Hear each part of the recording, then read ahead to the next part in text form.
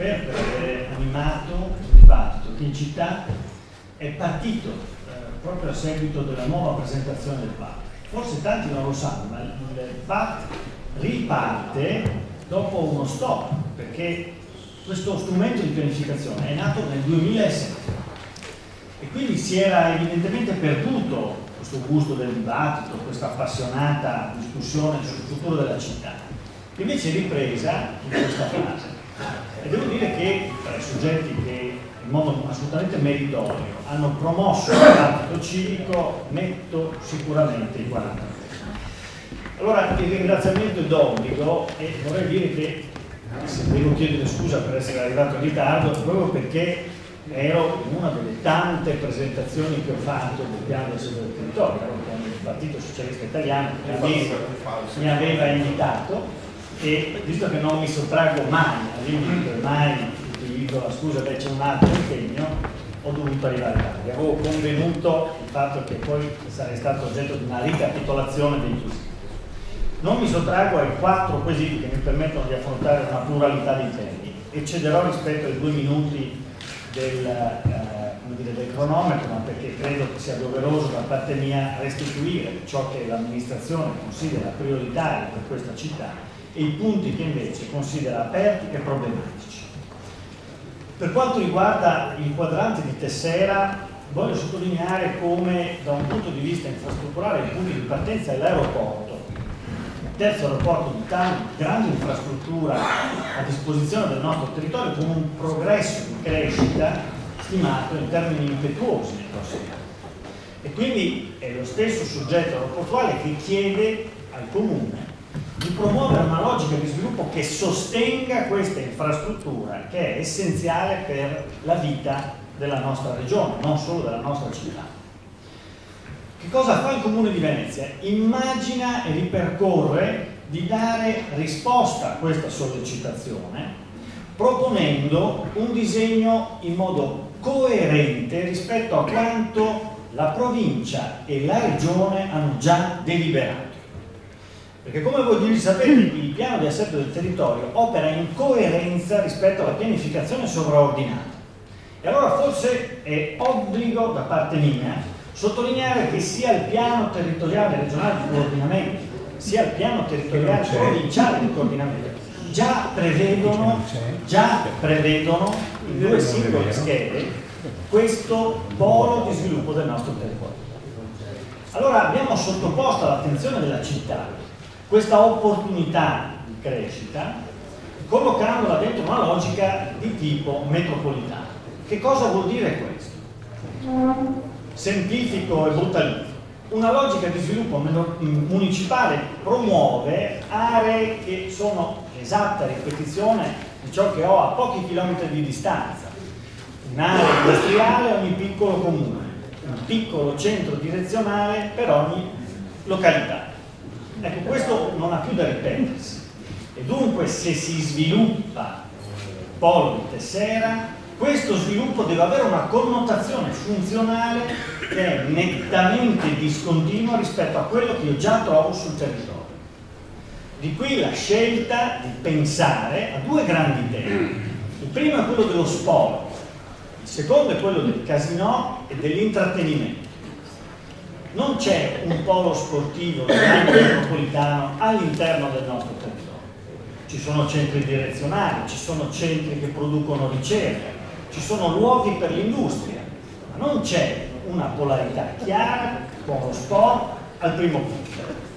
Di cui una riflessione è stata fatta e di cui tra l'altro ho promosso anche la discussione anche con altre associazioni per dire, beh, se qualcosa ha da essere in quel luogo deve avere una chiara connotazione funzionale complementare rispetto a quello che già io trovo nel resto del territorio.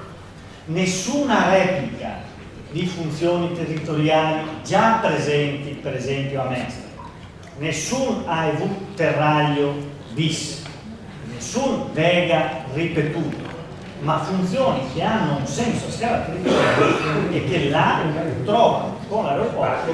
Nel FAT è un AEV, ma come si fa a dire il contrario di quello che è scritto? Nel FAT è un AEV. Non facciamogli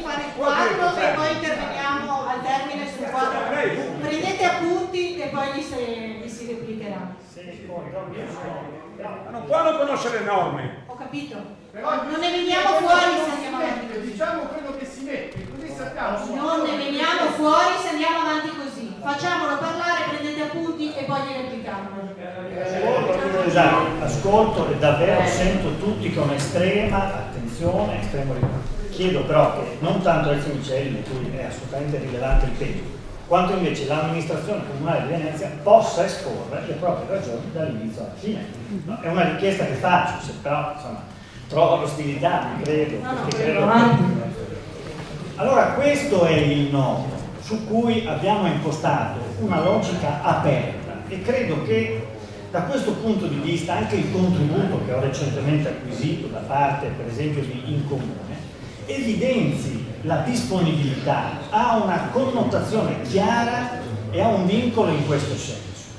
È ovvio che quell'area ha un senso solo a queste condizioni e su questo io credo di poter riportare alla Giunta e al Sindaco il senso di un'operazione che non può essere se non a queste condizioni. Si è parlato anche della stazione della TAV che potrebbe ribaltare l'intera città. Allora voglio rassicurare i miei concittadini sul fatto che è fuori discussione il prelievo dell'attuale stazione di Mestre, il suo spostamento in un'altra stazione. Sarebbe davvero una iattura per la nostra città, perché la stazione di Mestre non solo sarà oggetto di una operazione di consolidamento, ma sarà oggetto di una importante operazione di riqualificazione che ne riarticola i servizi, i luoghi, l'ambiente fisico e rimetterà, io credo, utilmente in circolo un percorso di riqualificazione per tutta un'area della città che oggi oggettivamente soffre ed è in uno stato di sofferenza. Per cui se vi è una stazione alla fermata, chiamiamola aeroporto, questa è una stazione che non può che essere subordinata e complementare all'attuale stazione di Mestre che deve costituire un punto di riferimento del nostro territorio. Questa è la nostra valutazione. Altrimenti è evidente che la presentazione del patto non dovrebbe partire, così come l'ho fatta in tante occasioni, dal progetto della cintura verde, dagli elementi della valorizzazione del capitale naturale, ma dovrebbe partire dicendo la città che conosciamo la cambiamo, la facciamo diventare un'altra cosa, si sposta, attrezzata. Allora dovrei cominciare così, ma questo non è. Aggiungo poi che queste sono scelte che matureranno non certo e non solo per semplice iniziativa dell'amministrazione comunale, queste sono scelte che si fanno congiuntamente alle tante altre amministrazioni che concorrono alla dinamica di crescita delle infrastrutture. E dunque vorrei anche sottolineare come il Comune sia un soggetto che interloquisce, ma certamente non ha il potere di ultima decisione su infrastrutture di questo tipo. La sublagunare, scendo verso il basso, scendo verso il sud, non è un caso che io abbia, dopo un lungo lavoro di composizione tra le forze della maggioranza, chiamato quel tratto linea di forza del trasporto lagunare, perché non sono affatto convinto che oggi vi sia un'adeguata riflessione di tipo tecnico-politico su questo elemento e successivamente di tipo anche economico-gestionale. Parto dal primo. Questa città ha vissuto grandi opere in modo davvero nefasto. Questa città ha vissuto un'opera da oltre 5 miliardi di euro, non solo senza crederci, ma subendo. Il MOSE è stato un intervento che questa città ha subito, non ha vissuto in modo da protagonista. Allora, dico, bisogna tornare a rinfossessarsi di queste grandi opere, se grandi opere hanno da essere, e viverle in modo dinamico e partecipato.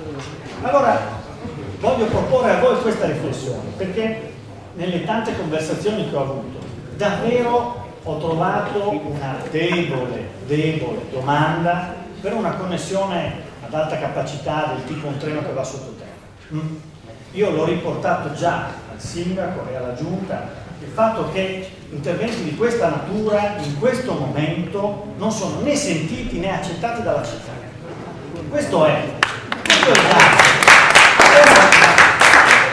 Diceva De Gasperi che bisogna lavorare non per le prossime elezioni, ma per le prossime generazioni. Allora, su questo io dico che la Giunta rifletta, ha ragione, ma lo stato attuale della sensibilità, delle corde, delle viscere profonde della città è di non capire, o peggio di diffidare di una grande opera in questo senso.